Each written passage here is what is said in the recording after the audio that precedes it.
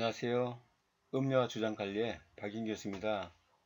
이번 주는 3월달에 늦게 개강한 관계로 수업을 진행을 못했기에 제6주차는 보강 강의가 되겠습니다. 6주차 강의는 1차시와 2차시로 나눠서 1차시는 이론 강의, 2차시는 동영상으로 대체하겠습니다. 제6주차 강의 순서 소개해 드리겠습니다. 제6주차 강의 순서는 제4장 증류주에서 제6절 데킬라와 제7절 아쿠아비트가 되겠습니다. 보강으로 진행되지만 수업에는 변함없이 그대로 진도대로 진행하겠습니다. 다만 제6절 데킬라를 하기 전에 제5절 브랜디 뒷부분을 설명 못했기에 기타 브랜디에 대해서 설명을 하고 그 다음에 제6절 데킬라, 제7절 아쿠아비트를 설명하도록 하겠습니다. 기타 브랜디 첫 번째는 칼바도스가 되겠습니다. 칼바도스는 프랑스 노르망디 지방에서 생산되는 애플 브랜디입니다. 미국이나 영국에서도 대단히 인기가 있어서 명칭도 따로 애플잭 브랜드라고 부를 정도로 애칭이 있습니다.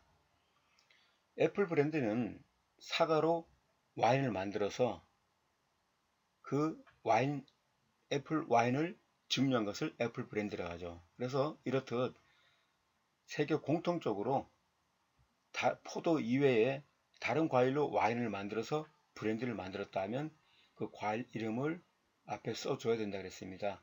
예를 들어서 배로 와인을 만들어서 브랜드를 만들었다라고 한다면 피어 브랜드 이런 식으로 써줘야 한다 그랬습니다. 와인과 같이.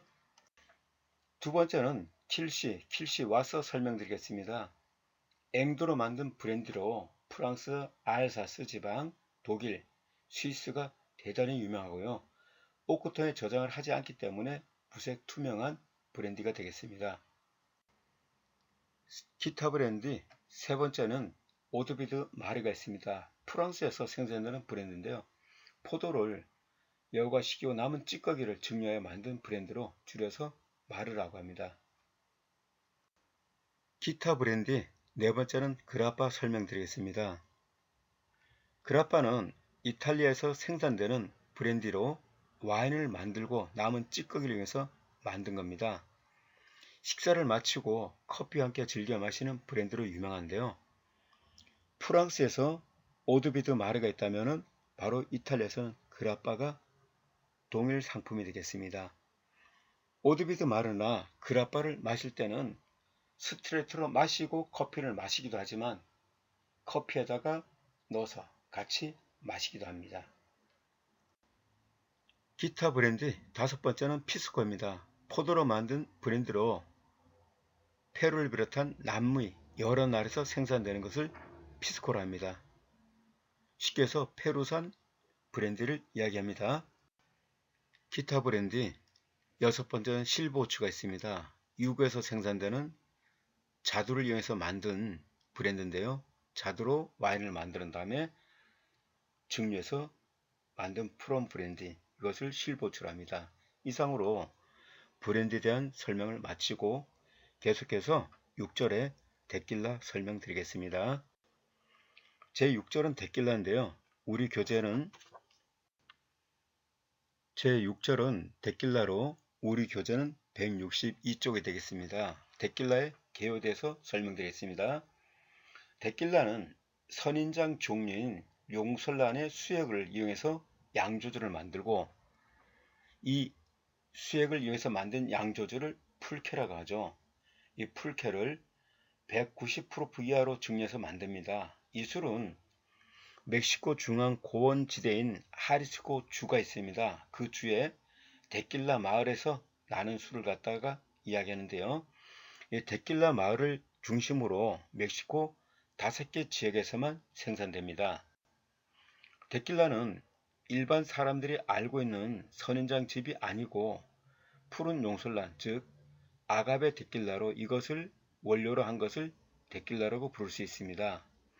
데킬라는 아가베 데킬라, 즉 푸른 용설란 그 이름에서 유래를 했다 보시면 됩니다. 보통 다른 지방이나 다른 품종의 아가베를 증류하여 만든 술을 메지칼이라 합니다. 즉 푸른 용설란인 아가베 데킬라 말고도 다른 종류의 다른 품종으로 또 이 술을 만들 수 있지만 선인장을 위해서 그런 거는 우리가 데킬라를 하지 않고 메지칼이라 합니다. 자, 우리 브랜디 중에서도 특히 꼬냑이나 알마닉에서 나는 것만 꼬냑이나 알마닉이라고 불렀고요.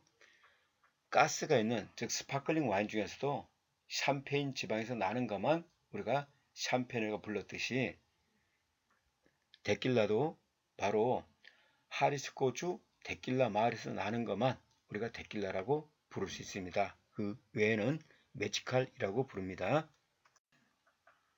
데킬라는 저장 숙성하지 않고 일부 생산업자들은 미국에서 수입되는 흰 참나무통에 넣어서 저장 숙성시키기도 합니다. 이 저장에서 데킬라는 황갈색을 띠게 되며 맛이 순해지고 향기롭게 됩니다. 숙성을 하기 때문에 이 술은 약간 독특한 향기를 가지고 있으며 멕시코에서는 또 데킬라를 스트리트로 즐겨 마시기도 합니다. 제6절 데킬라 두 번째는 데킬라 제조 방법에 대해서 설명을 드리도록 하겠습니다.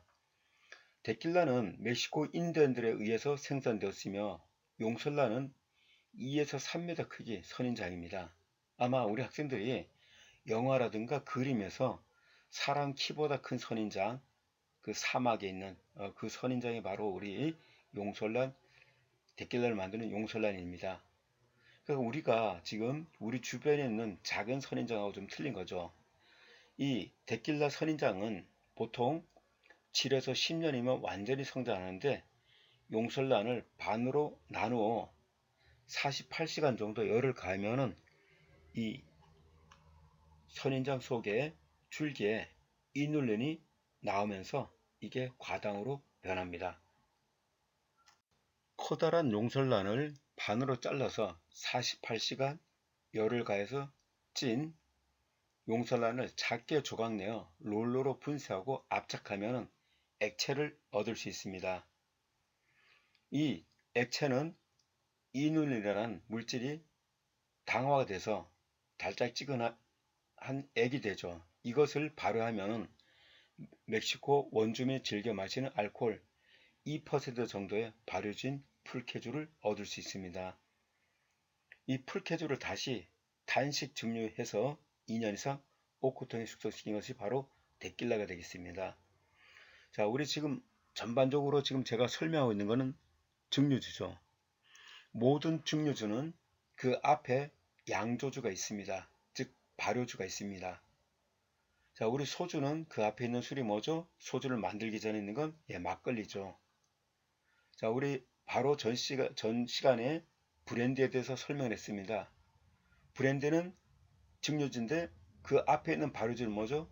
그게 와인이죠. 이 데킬라는 바로 앞에 있는 게 바로 발효주가 뭐냐면 풀캐주가 되겠습니다. 제6절 데킬라, 세 번째는 데킬라의 종류에 대해서 설명드리겠습니다. 첫 번째는 데킬라 블랑코가 있습니다. 영어권에서는 화이타 데킬라라고 부르며 용설란을 발효시킨 후 단식 증류로 2번 증류하여 스테인리스 통에 단기간 저장해서 만든 술입니다. 이 술은 데킬라 특성을 가장 잘 나타낸다고 합니다. 그 이유는 나무의 영향을 가장 덜 받기 때문이죠. 데킬라 블랑코 중에 골드 라벨에 붙은 것은 색소가 첨가된 블랑코입니다. 또한 실버 데킬라가 있는데 이것은 숙성을 하지 않고 데킬라 블랑코처럼 증류하여 곧바로 병에 담은 것입니다.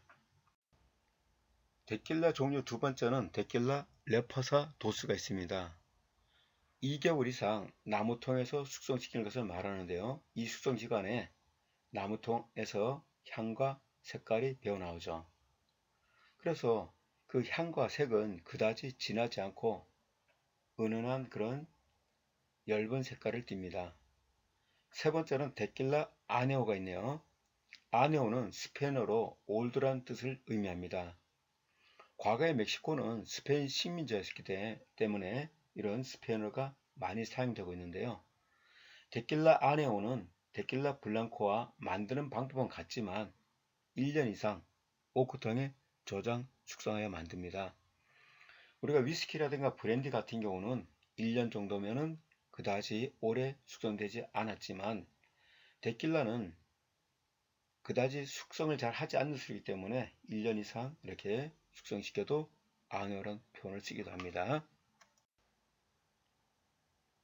제6절 데킬라. 네 번째는 데킬라 서비스에 대해서 설명드리겠습니다.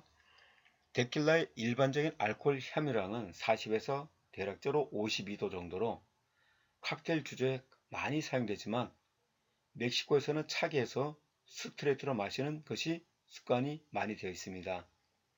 원주민들은 레몬이나 라임의 즙을 손등에 바른 다음에 그 위에 소금을 뿌린 다음에 데킬라를 마시고 손등을 핥아먹는 그런 습관이 있습니다. 데킬라를 마실 때 손등에 레몬즙을 묻히고 소금을 위에서 뿌리고 난 다음에 데킬라를 마시고 손등을 핥아먹는 그런 방법이 멕시코 지역은 열대지방이며 건조한 지역인 관계로 땀을 많이 흘리기 때문에 부족한 염분을 섭취하고 신맛의 가즙을 섭취하기 위한 것이라고 하는데요. 데킬라가 모두 그렇게 마시는 것은 아니고 과거 습관이 지금도 일부 남아 있습니다. 그렇지만 데킬라를 마실 때 모두 그렇게 마시는 것은 잘못 알려진 상식이다. 이렇게 이야기할 수 있습니다. 제6절 데킬라. 다섯 번째는 데킬라 유명 상표에 대해서 설명드리겠습니다. 첫 번째는 꾸에르보 데킬라. 꾸에르보사는 회사 이름인데요. 가장 큰 데킬라 회사입니다. 1795년 창업하여 꾸에르보사의 데킬라는 감칠맛이 있는데 주요 상품은 숙성을 하지 않은 꾸에르보 화이트, 2년간 통에 숙성시킨 꾸에르보 골드, 고거품의 꾸에르보 센테라리오, 장기 숙성한 딜렉스한 꾸에르보 1800이 있습니다. 두 번째는 아메리칸 디스틸드 스피리트. 미국 증류회사죠. 미국의 증류회사 아메리칸 디스틸드 스피리츠가 멕시코에 진출해서 제조하고 있는 데킬라입니다. 풍미는 비교적 가벼우면서 라벨에 엘 토로라는 글씨와 투 광경이 그려졌는데 엘 토로는 투의 의미가 있습니다. 세 번째는 데킬라 에라두라가 있습니다. 데킬라 에라두라는 데킬라의 본고장인 하리스코 주에 있는 고품질 데킬라로 미국에서 인기가 매우 높습니다. 에라두라는 말 발굽이란 뜻으로 라벨에 말 발굽이 디자인되어 있습니다. 자, 이런 그 말 발굽이라든가 이런 거는 스페인의 즉 스페인이 한때 멕시코를 점령했던 그런 거에서 유래한다고 보시면 됩니다. 네 번째는 올레 프로덕츠가 있습니다. 미국의 큰 샌레이사가 멕시코에 공장을 설립하여 만드는 제품으로서 멕시코에서 제조하여 미국에서 병에 넣고 있는 그런 상품이 되겠습니다. 매우 투명한 것이 데킬라의 특징으로 칵테일 기주로 많이 쓰는데요. 라벨에 올레라고 쓰였는데 올레는 투구할 때 내는 소리가 되겠습니다. 데킬라의 유명 상표 다섯 번째는 판초 빌리사가 있습니다. 판초 빌리사는 멕시코와 미국의 일부 데킬라 팬에게 매우 인기가 있는 술로서 데킬라 최량의 산지인 하리스코 주에서 만들어내는데 알코올은 55도로 스테인레스 통에서 저장해서 물을 혼합하여 40도 정도로 희석하여 예리한 그런 향미를 맛볼 수가 있는 상표가 바로 판초 빌리사가 되겠습니다. 제7절 아쿠아비트. 아쿠아비트는 우리 교재 165쪽인데요. 아쿠아비트의 개요에 대해서 설명드리겠습니다. 북구 스칸디나비아 지방의 특산주로 15세기 스톡홀름시 재정보고서에 이미 아쿠아비트에 관한 기록이 쓰여 있었습니다. 처음에 원료는 독일로부터 수입된 와인이었는데 16세기에 이르자 독일의 와인 생산량이 주로 곡물로 대체했다고 합니다. 18세기에는 유럽에 감자가 보급되어 원료로 사용하면서 최근에는 아쿠아비트는 감자를 주올려 하여 만듭니다. 아쿠아비트는 북유럽, 특히 여러 나라 중에서 스칸디나비아는 노르웨이, 덴마크, 스웨덴을 얘기하거든요. 여기서 가장 즐겨 마시는 증류주로 그 어원은 생명의 물이라는 라틴에서 온 것으로 추측합니다. 주 재료는 곡물이나 감자로 하고 있으며 주 원료는 감자를 발효시켜 연속식 증류기로 증류한 물로 도수를 낮추고 코리앤더 시드라는 이 씨앗으로 향을 낸 다음에 연속식 증류기로 증류한 후 물로 다시 도수를 낮춘 증류주입니다. 스웨덴에서 가장 많이 생산되며 아쿠아비트는 스네푸스라고도 합니다. 아쿠아비트는 국가별로 표기하는 방법이 조금 틀린데요. 덴마크, 노르웨이, 스웨덴 각각 다 표기하는 방법이 좀 틀립니다. 아쿠아비트는 단맛과 매운맛이 있으며 스웨덴에서 나오는 제품은 감미고 덴마크 것은 신맛이 나며 스웨덴에서 사는 그 중간을 알 수 있습니다. 제7절 아쿠아비트 두 번째는 아쿠아비트 제조에 대해서 설명드리겠습니다. 아쿠아비트는 쉽게 생각하시면 우리 한국의 소주와 같이 저렴한 가격으로 대중들이 즐기는 증류주가 되겠습니다. 모양 그 자체도 우리나라 소주와 유사합니다. 자, 아쿠아비트 제조 과정 먼저 보시면은 감자를 원료하는 게 있습니다. 감자를 전분으로 만든 다음에 여기다가 설탕을 가당하여 당화를 합니다. 다른 증류주처럼 당화 과정을 거쳐서 연속 증류기로 증류하여 향을 넣은 다음에 재증류 공정을 거칩니다. 그러니까 아쿠아비트는 두 번 증류를 하죠. 자, 그 다음에 두 번째는 보리 원료로 만드는 방법이 있습니다. 보리를 메가르하여 발효하여 증류 과정을 거쳐서 착항하여 아쿠아비트를 만들기도 합니다. 네 번째는 아쿠아비트 서비스 방법 설명드리겠습니다. 아쿠아비트는 양질의 보드카 서비스처럼 차게 스트레이트로 마시는데요. 스트레이트 글라스로 서비스해야 합니다. 아쿠아비트 병은 얼음에 차게 보관하여 서비스해야 하는데요. 아쿠아비트는 겨울에 특히 추운 곳에서 막 들어온 고객에게 특히 훌륭한 식전주가 되는 겁니다. 아쿠아비트를 서비스할 때는 와인에 서비스하는 걸 연상을 한번 해보십시오. 화이트 와인 우리 서비스할 때 어떻게 했어요? 얼음물에 넣어가지고 시원하게 했죠. 그런데 아쿠아비트는 그거보다 더 시원하게 물을 넣지 않고 얼음으로만 완전히 병을 차게 한 다음에 마시는 술이 아쿠아비트가 되겠습니다.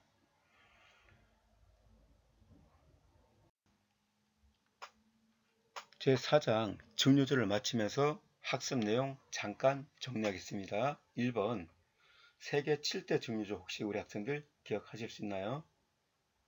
자, 한번 천천히 한번 해볼까요?